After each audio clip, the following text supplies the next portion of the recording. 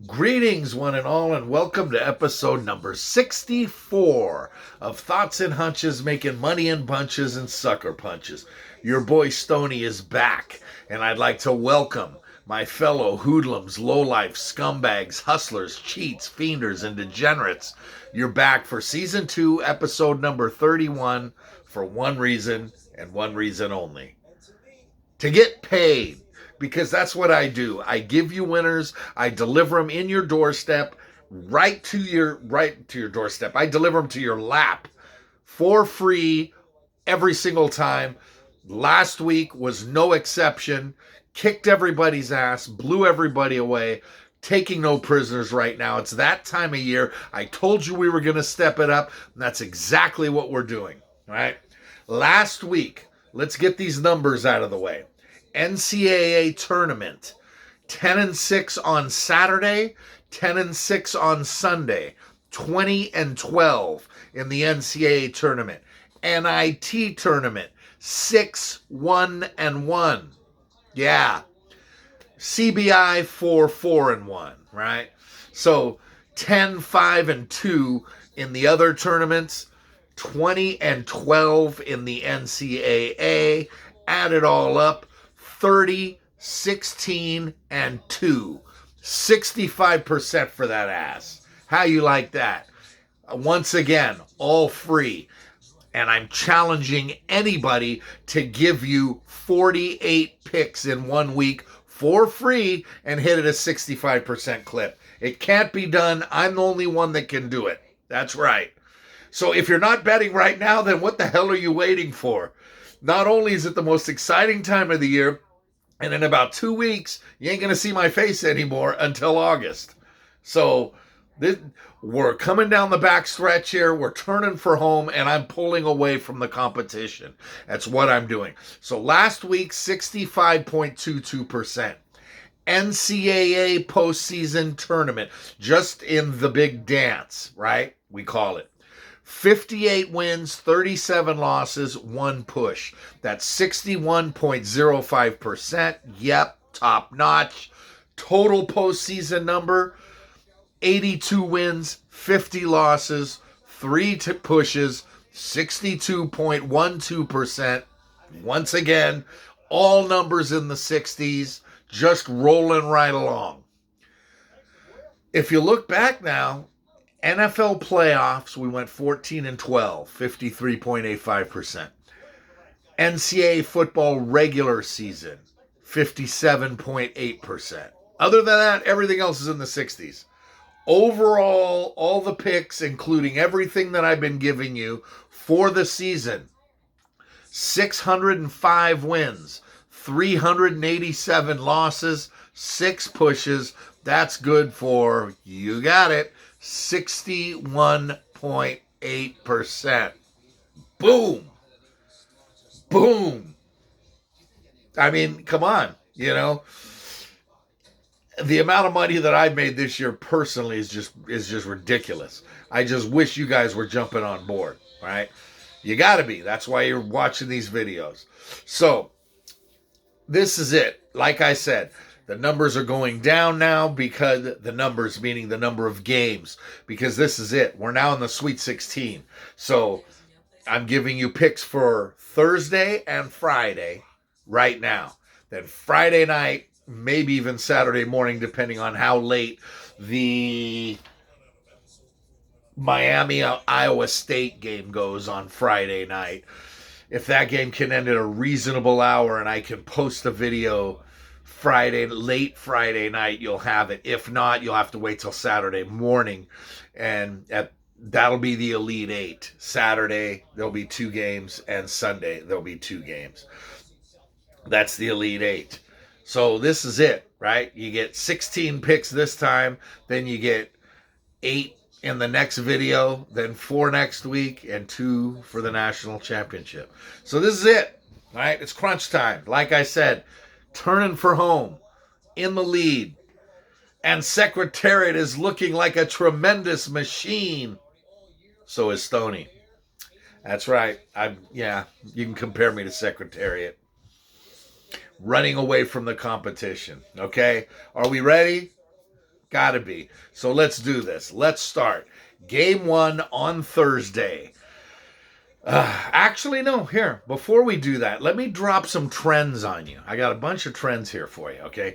Number 1 seeds, right, are 76 and 23 straight up versus number 4 or number 5 seeds in the Sweet 16. 76 and 23, big numbers, okay? But they're 53, 40, and 6 against the spread, right? Since 2014, number 1 seeds are 18 and 1 straight up in the Sweet 16. Yeah. And they've won 5 of the last 6 tournaments. So number 1 seeds typically win this weekend. Typically. At least one team seeded 7 through 11 has made the Final Four in 8 of the last tournaments. And that's good news for teams like Michigan, St. Peter's, Iowa State, and Miami, the 4 remaining double-digit seeds, right? Since 2010, the Dogs are 46, 40, and 1 in the Sweet 16. So for all you guys out there that just do nothing but take chalk, you're going to get beat if you do. In this tournament, the ACC is 8 and 2 straight up and against the spread, which is just solid after, let's face it, a down year for the ACC. And the American Athletic Conference is 3 and 1 straight up and 4 and 0 against the number. Just a couple numbers to throw at you. Trends, whatnot. Do with them what you will. Throughout these picks, I'll be giving you some more trends about these specific matchups. So here we go. Let's start. Game 1 tomorrow, Thursday. West Region, 7:09 p.m. in San Francisco. My brother and my 2 brothers, JD and the Gooch, will be in attendance in San Francisco at the Chase Center. Steph Curry's home office, let's call it. Number 4 Arkansas versus number 1 Gonzaga in the West region. Gonzaga 9.5 point favorites. Number 1 versus number 4 in this region. All chalk has made it. So the top 4 seeds are here. So anyone that's going to be there is going to see some good basketball. Start with Gonzaga. They got a win over Georgia State in the first round after struggling in the first half. But against Memphis in the second game, they struggled again, but bounced back in the second half and still managed to score. Here's what people don't understand. They still managed to score 51 points in the second half. Oh, but they didn't play well in the first half. They scored 51 points in the second half. In the first game against Georgia State, they struggled and scored 58 in the second half. Just, they're a machine that just keeps going, and their offense is, I mean, you absolutely cannot slow it or stop it. You might be able to slow it down, but you cannot stop it, right? That's all they do is score. So, yes, they're in the Sweet 16, but they're 0-2 to the number so far. All right? Got to keep that in mind. In the Sweet 16, Gonzaga's, over their history, they're 5-6 straight up. So this is their 12th trip to the Sweet 16. And they've won 5, lost 6. And they're 5-1 against the number. So you're kind of hit or miss with Gonzaga. 9.5 is a big number, right? Well, here comes Arkansas. They beat Vermont and they beat New Mexico State, right? 0-2 against the number. They didn't cover either number against 2 double-digit seeds. So they haven't really played anybody yet. They lucked out with an upset. New Mexico State pulled off. So this time of year, I hate that term, lucky, because luck has nothing to do with anything, right? Arkansas is deep. J.D. Notae, 18 points a game. Jalen Williams, 10 rebounds a game. The inside-outside. Their defense is top-notch. Eric Musselman gets it done. All he does is win. Mark Few on the other side, and the cast of Andrew Nemhart and Chet Holmgren and Drew Timme and The amount of players for Gonzaga, it's scary. Everybody's going to be jumping on Gonzaga here, but not me. I'm going to roll with Arkansas. I'm going to take the points. Gonzaga's going to get the win, but Arkansas is going to get the cover, 9.5. This is going to be just like the last two games. All right? Now, I don't know how it's going to play out, but in the end, they're going to cover 9.5. So Arkansas plus 9.5 and take over 54.5, 154.5. Game 2, 7:29 p.m. Eastern Time, South Region, San Antonio, Texas. Number 2 seed Villanova, 4.5-point favorite over 11 seed Michigan. This is a dynamic matchup. Michigan beat Colorado State and Tennessee to get here. Two very good teams. They're 2-0 against the spread. They covered both of them. Michigan got hot last year. Michigan made it to the finals a few years ago. Michigan's no longer a football school. I've been saying this now for 3 to 4 years now. Juwan Howard's done a fantastic job, right? And this team is loaded, right? They just struggle throughout the season. But this is their time of year, and they're starting to look more and more like the Michigan we thought they were going to be at the start of the season than who they've been throughout the season, right? Since 1985, Michigan is 8-3 straight up and 6-5 against the number in the Sweet 16. Those are solid numbers. Since 85, they're 3-1 straight up and against the spread as a dog in the Sweet 16. Hunter Dickinson is the man. Hunter Dickinson makes all things go for Michigan. They run the offense through him. Whether he passes it out or takes it to the rack, that's on him. But Hunter Dickinson, his size, his athleticism, he uses both hands. He's very cerebral, and you know he's getting lessons in that low post from Juwan. So Hunter Dickinson and Devontae Jones, that their inside-outside combo has really been tough to beat. The problem for Michigan is they're up against Villanova.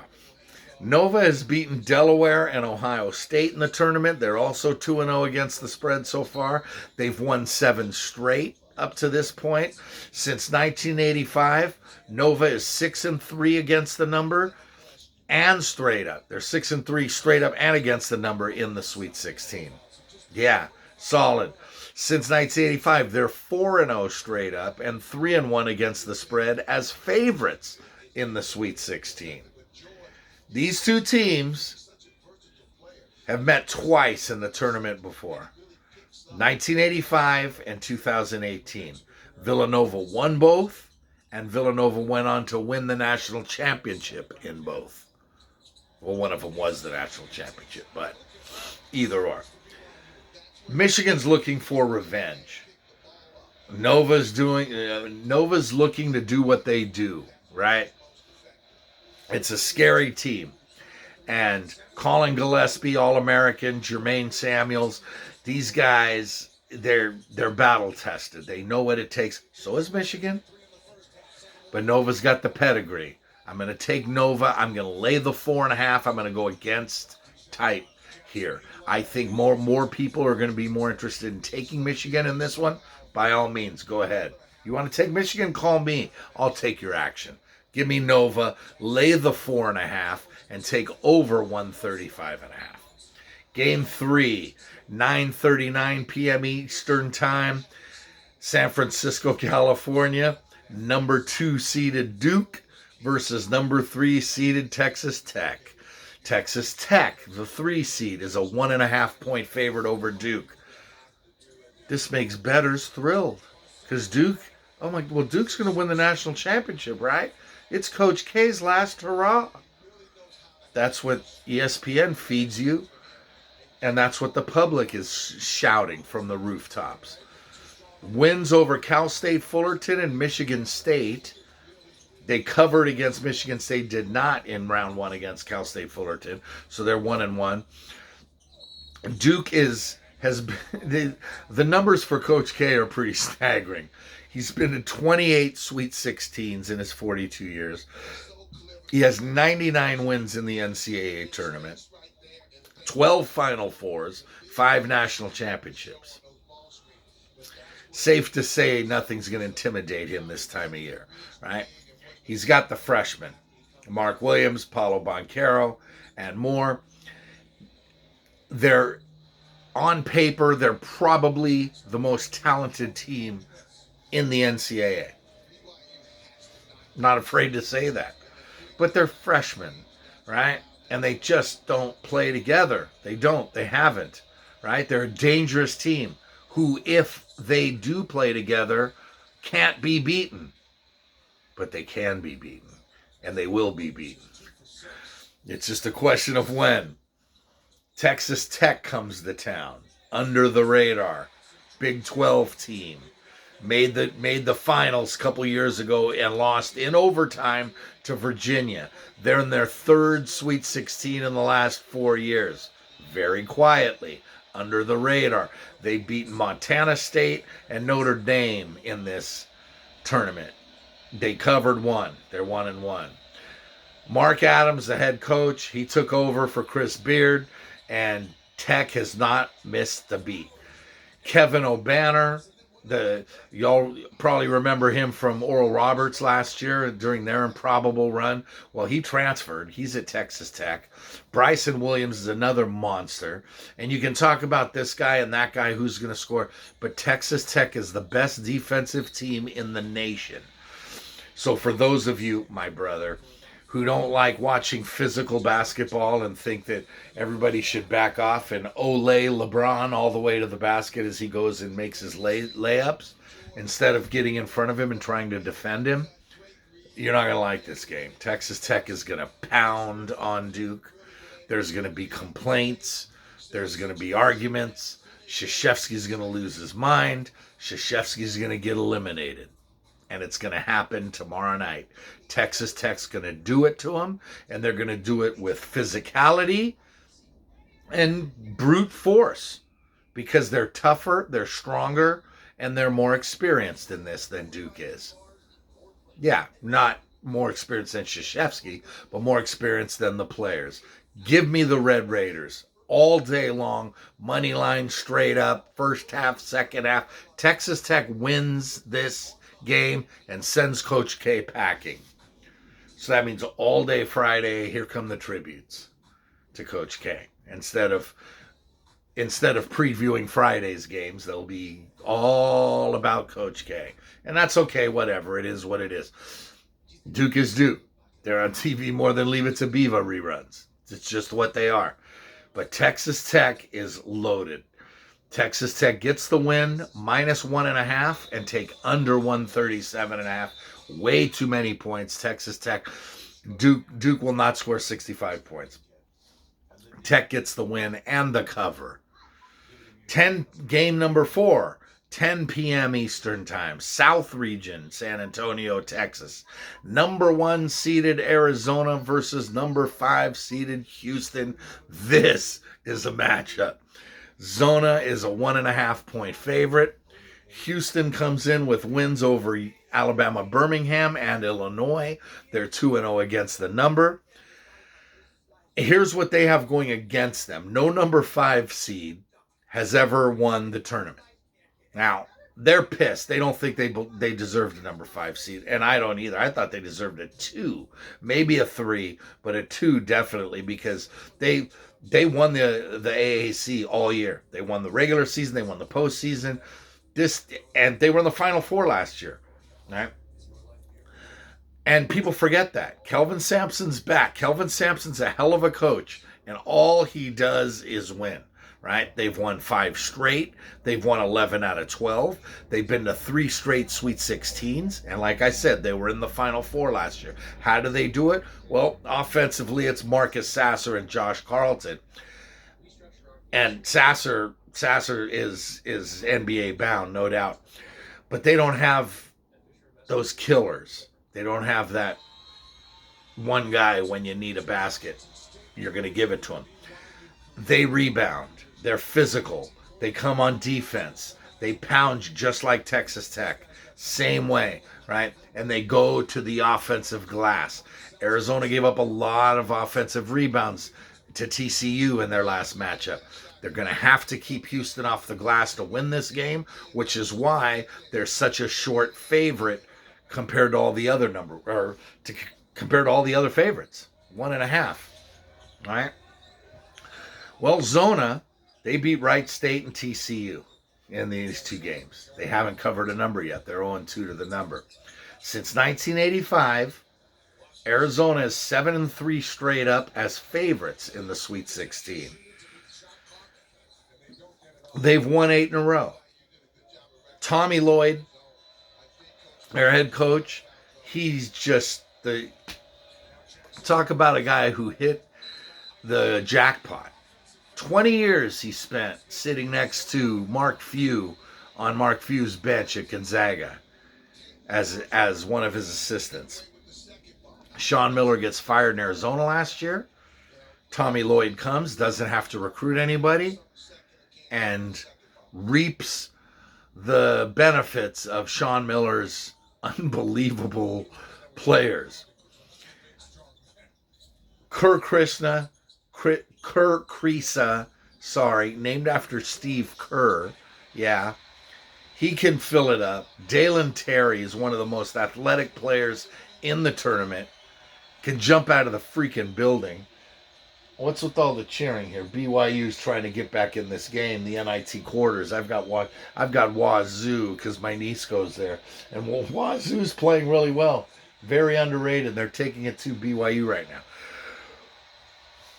Anyway, Dalen Terry's one of the most athletic players, and Christian Coloco, if you saw a game the other night, man, 28 points, the putback slam. Coloco is a man-child, right? But it all starts and ends with Ben Mathurin. Ben Mathurin, the Canadian, it's not easy to go around throwing around compliments and comparing people to Michael Jordan.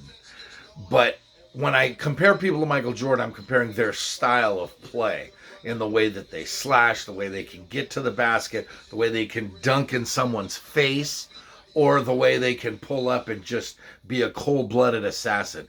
Ben Mathurin is that, right? There's another one coming up who you'll hear from in a minute. But Ben Mathurin is the guy. He's the engine. He's the motor for Arizona. And if he doesn't play well against Houston's pack line defense, it's going to be a long night for Arizona. Now, this is the most likely of the number 1 seeds to go down, right? But I don't see it happening.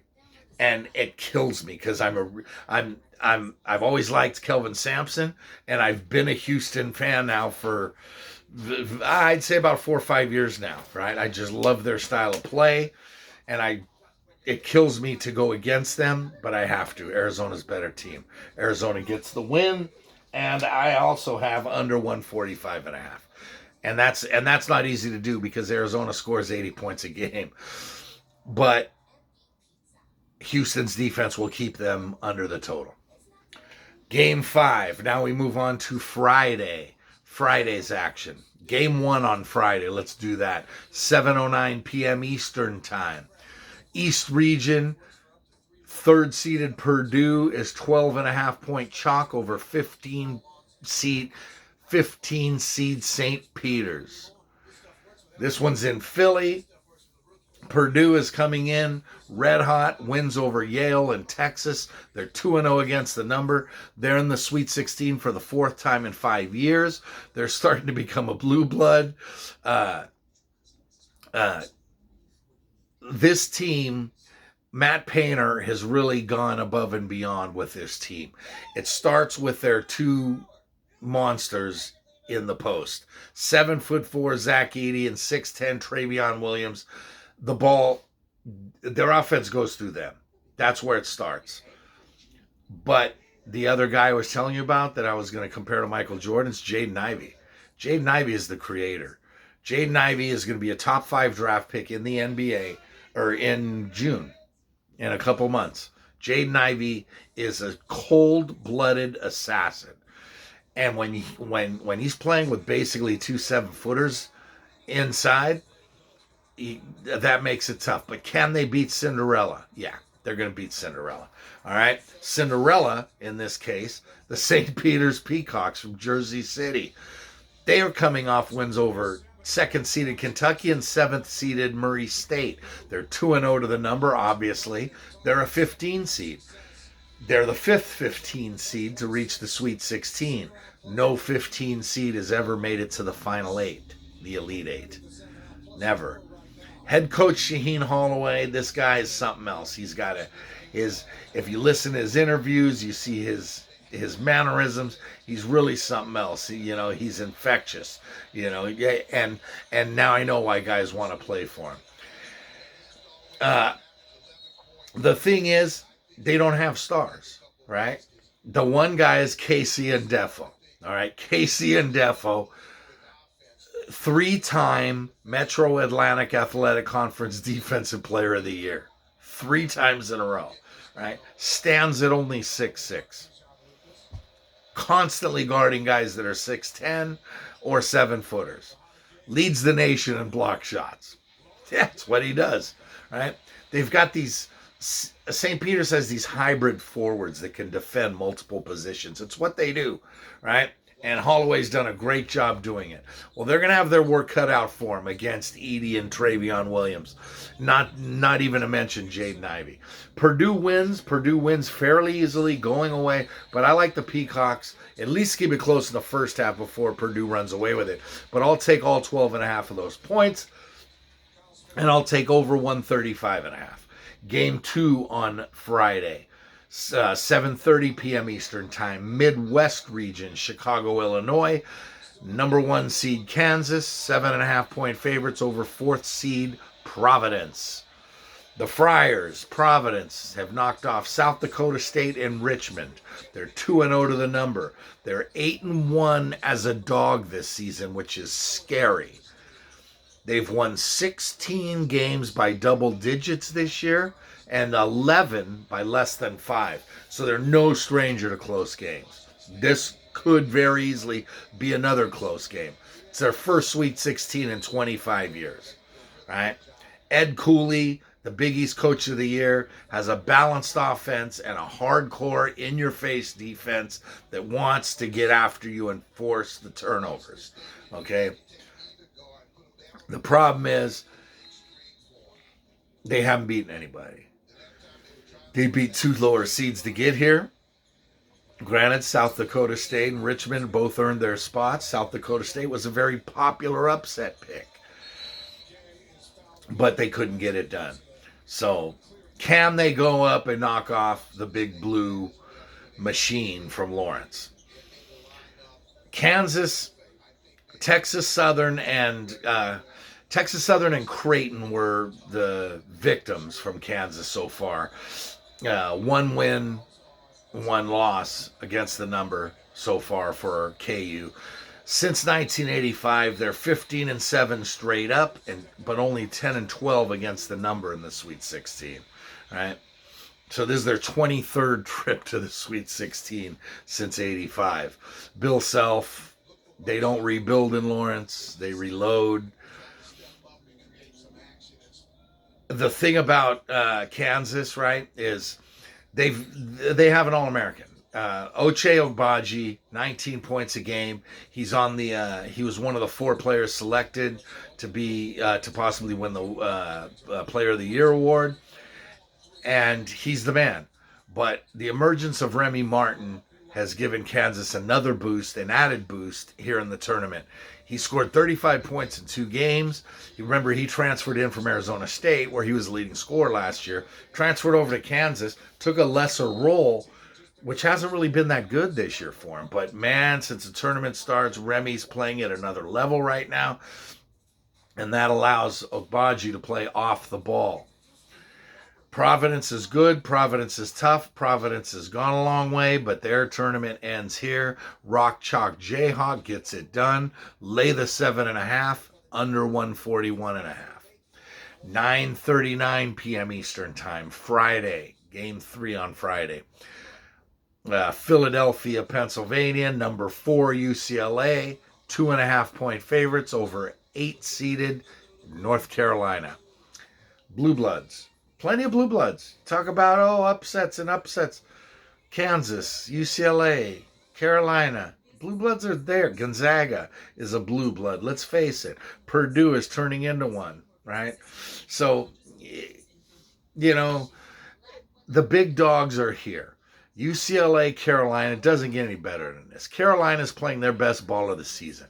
They got wins over Marquette and Baylor. They covered both numbers. They're 6-1 against the number in their last 7. Since 1985, UNC is 17-6 straight up in the Sweet 16, but only 11-12 against the number. Hubert Davis, head coach, he's there for the first time. As a coach, he's in his first year. And Armando Bacot and Brady Manick, these guys, their athleticism, the way they shoot the three, the way they push the ball, this is what Carolina wants. Carolina wants this game to be 85-75. But that's not going to happen because Mick Cronin and the UCLA Bruins come to town. They beat Akron and they beat St. Mary's. They won one and covered one. Or won one and didn't, or covered one and didn't cover the other, I should say. Since 85, UCLA is 6-2 as favorites in the Sweet 16. Yeah. They're 7-1 against the spread since the start of last year's tournament. Yeah, think about that one. Their only loss was in the Final Four again. Or no, actually they covered against Gonzaga. I don't even remember. They had a loss somewhere. Oh, it was Akron in game 1 this year. That was it. That's the only time they haven't covered. They covered every game last year en route to the Final Four. Anyway, they have Johnny Juzang, Jaime Hawkes, Tiger Campbell, a lot of guys that can create off the dribble. But Mick Cronin, it's a defensive team. UCLA wants this game played in the 60s, maybe the low 70s, where, again, like I said, Carolina wants 85-75. Not going to happen. UCLA wins 72-67. They get the cover and they get the under 141.5. So UCLA minus 2.5, under 141.5. There you go. Final pick of the week, final pick of the Sweet 16, 10 p.m. Eastern Time, Midwest region on Friday. Number 10 Miami, 2.5-point favorites over 11 seed Iowa State in Chicago. Iowa State is coming off a win over LSU, which doesn't matter because LSU sucks. Nobody cares about LSU, and they're shit. Iowa State beat them, but then a very impressive win at Wisconsin because the game was played at Milwaukee in the second round. So Iowa State's covered both games. They're 6-0 against the spread as a dog versus non-conference teams this year, which is very impressive. They only won 2 games last year. Only 2. It's crazy.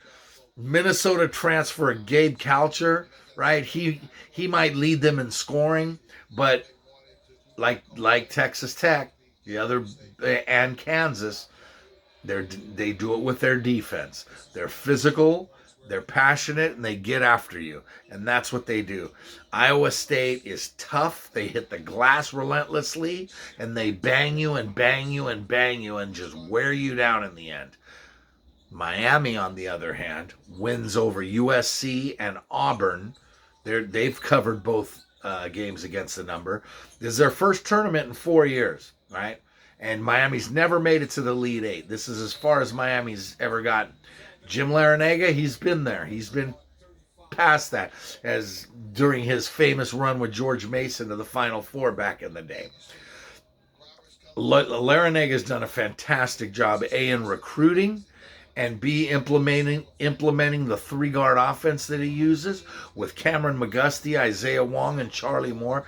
These guys, what they're going to do to Iowa State is they're going to spread them out. And I said Iowa State's tough, and they defend, and they rebound. This 3-guard offense is going to spread everything out, and they're going to allow Miami to cut and slash and get to the rack. That's why I like the Canes. Canes minus 2.5. Under 133.5. There you go. There you have it. 8 games. Right? 16 picks. That's all you get. Now, the next video will be coming out, like I said, either very late Friday night or very early Saturday morning. There will be NIT picks involved. Don't sleep on the NIT. If you did last week, you missed me going 6-1-1. Make money. Make money. Make money. It's what we do. It's what I've been doing all season long. And it's what I'm going to continue to do for you this weekend and next weekend as the season closes. So just remember that if you want to win big, you got to bet big. Scared money don't make money. To me, the action is the juice. There's money on the streets that can't be ignored. And finally, good luck to you.